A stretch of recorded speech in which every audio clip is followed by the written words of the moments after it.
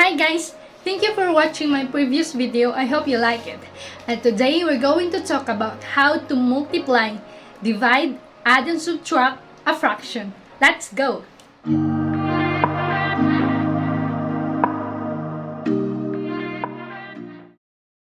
Procedures on multiplying fractions. If b is not 0 and d is not 0, then a over b times c over d is equal to a times c over b times d. To multiply fractions, we need to multiply the numerators and also the denominators. Gets? For example, multiply fractions 1/4 times 1/2. So, ano nga po ang sabi natin kanina?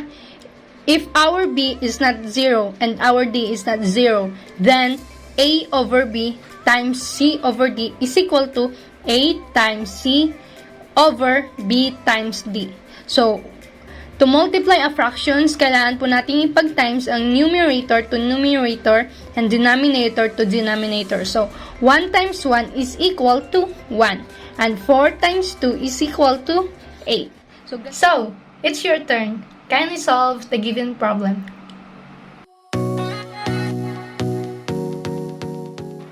Paano po teacher and kung ganito po yung binigay na problem? 10 times 1 over 10. So, kapag ganito po, madali lang din po siya. Lahat po ng whole number ay meron pong number denominator na 1 sa baba. Ano mga number po? Lahat po ay meron denominator. Automatic na po yan na meron tayong 1 sa ilalim. So, ganun lang din po. 10 times 1 equal to 10. And then 1 times 10 is equal also to 10. So, 10 divide 10, lowest term natin, is equal to 1. So, 1 ang magiging sagot natin. And guys, always remember that our final answer should always be in a lowest term. So guys, let us proceed on dividing a fraction. Before we divide a fractions, we need to know how to find the reciprocal of a fraction. To divide a fraction, we need to multiply the first fraction by the reciprocal of the second fraction.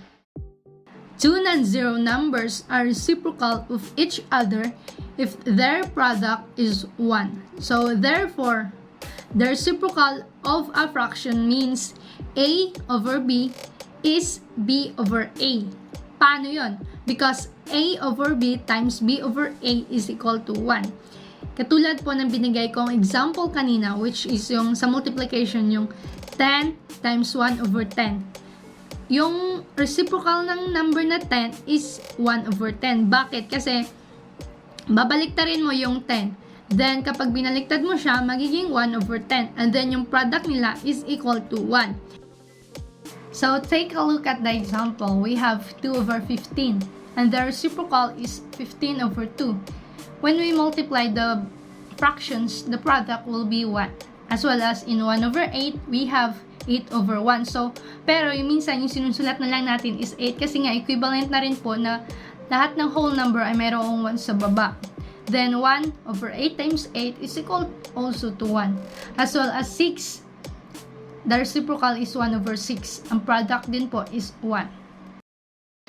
To understand the concept of fraction, consider a pie that is half eaten. Suppose that the remaining half is divided among 3 people. That is 1/2 divided by 3. However, dividing by 3 is equivalent of taking 1/3 of the remaining 1/2 of the pie. Tutor, medyo nagugulahan po ako doon sa part na dividing 3 is equivalent of taking 1/3 of the remaining 1/2 of the pie. Kunwari, meron po tayong pie. Ito. Then, kukunin natin yung kalahati. Ito, kalahati. So, ito na yung kalahati. So, kailangan po natin itong i-divide sa 3 tao. We need to divide this into 3 people equally. So, sabi kanina, ito po, is yung kapag dinivide natin ito sa 3, equivalent siya of 1/3 of the remaining 1/2 of the pie. Kasi tama naman po, kukunin ito, galing siya sa isang whole, then pinahiwalay natin. So, pwede na po itong maging isang, sabihin natin na kalahati siya ng pie. Pero kapag pinahiwalay po natin, we can suppose na isa rin po ito siyang whole. Isa siya, buo, buo, pero kalahati ng pie. hiwalay nga siya eh. Ganito na siya. Then, kukunin natin yung tatlo. Kaya po sinabi na equivalent siya sa 1/3. Gusto ko lang po yun linawin yung about doon. Then, proceed na po tayo sa solving. Half divided by 3. So, di ba po kanina tinuro sa atin na para ma-divide natin yung fractions, kailangan po muna nating alamin kung paano kunin yung reciprocal ng ating divisor. So, 3, ito po yung ating divisor. Kung matatandaan po natin sa previous lesson natin at yung 1/2, siya po yung ating dividend. So, kailangan po nating hanapin yung reciprocal ng ating divisor. Yung 3 po, lahat, di ba po, considered na lahat ng number is lahat ng whole number ay mayroong denominator na 1 sa baba, na kahit hindi na po natin ilagay, considered na po yun. So, sabi po ng rule ni division, in order po na ma-divide natin yung dalawang fraction, kailangan po natin kunin yung reciprocal ng ating divisor and then we need to proceed to multiplication. So, in order na ma-divide natin yung 1/2 divide 3, kailangan nating proceed sa multiplication. And then, we need to get the reciprocal of our divisor. Yung 3, yung kabaliktaran niya po is 1/3. Then, pwede na po natin silang ipag-multiply. 1 times 1 is equal to 1 and 2 times 3 is equal to 6. So, ganun lang po kadali kunin. Tandaan lang po natin, kailangan natin kunin yung reciprocal ng ating divisor and we need to proceed to multiplication. Another example po is 2/5 divide 7/8. So, again, sabi po ng rule ni division, kailangan natin kunin yung reciprocal ng ating divisor and proceed to multiplication. So, proceed tayo sa multiplication. Ano po yung kabaliktaran ng 7/8? 8/7. Then, pwede na po natin silang i-multiply. 2 times 8 equal to 16 and 5 times 7 is equal to 35. So, ito po yung sagot natin. So, we're done in multiplying and dividing a fraction. Now, let's go about adding and subtracting a fraction.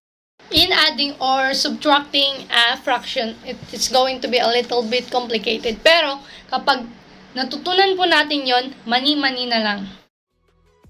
Two fractions can be added or subtracted if they have a common denominator.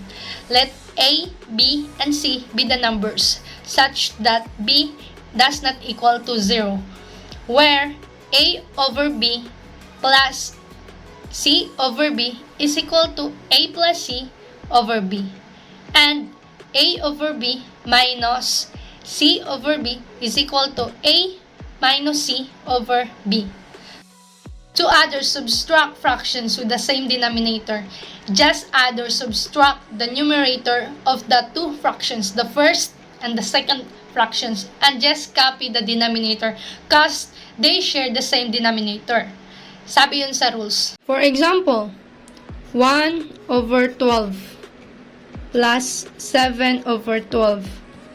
Ano yung sabi kanina? Kopyahin lang daw po natin yung ating denominator. Total, pareho naman po sila. Then, proceed na po tayo sa addition. Kung ano yung operation na nakalagay. Addition. So, 1 plus 7 is equal to 8. Then, ito po is, sabi nga po, sana yung answer natin is palaging nasa lowest term dahil yun po yung kadalasan na required na sagot na final answer in lowest term. So, pwede pa natin siyang i-lowest term. Ano pinakamalaking na, mababang number na pareho sa dalawa na to, yung factor nila is 4. So, 8 divide 4 is equal to 2 and 12 divide 4 is equal to 3. So, ito po yung final answer natin, 3/2. For subtraction naman po, meron tayong 13/5 minus 3/5. So, pareho lang din po sila ng rule. Copy the denominator, which is 5, and proceed tayo sa operation. 13 less 3 is equal to 10. So, ito po ay pwede po natin ulit siyang i-lowest term. 10 divide 5 is equal to 2. Ay, paano po tutor and if hindi na po sila pareho ng denominator? Magandang tanong yan, guys. Tama yan. So, in this case, iiba na po yung rule natin in adding and subtracting fractions. To add or subtract fractions with different denominators, we must first become familiar with the idea of least common multiple between two or more numbers. The least common multiple, or LCM, of two numbers is the smallest whole number that is a multiple of each number. For example, the LCM of 6 and 9 is 18. So, paano po yun? Ano po yung ibig sabihin ng LCM?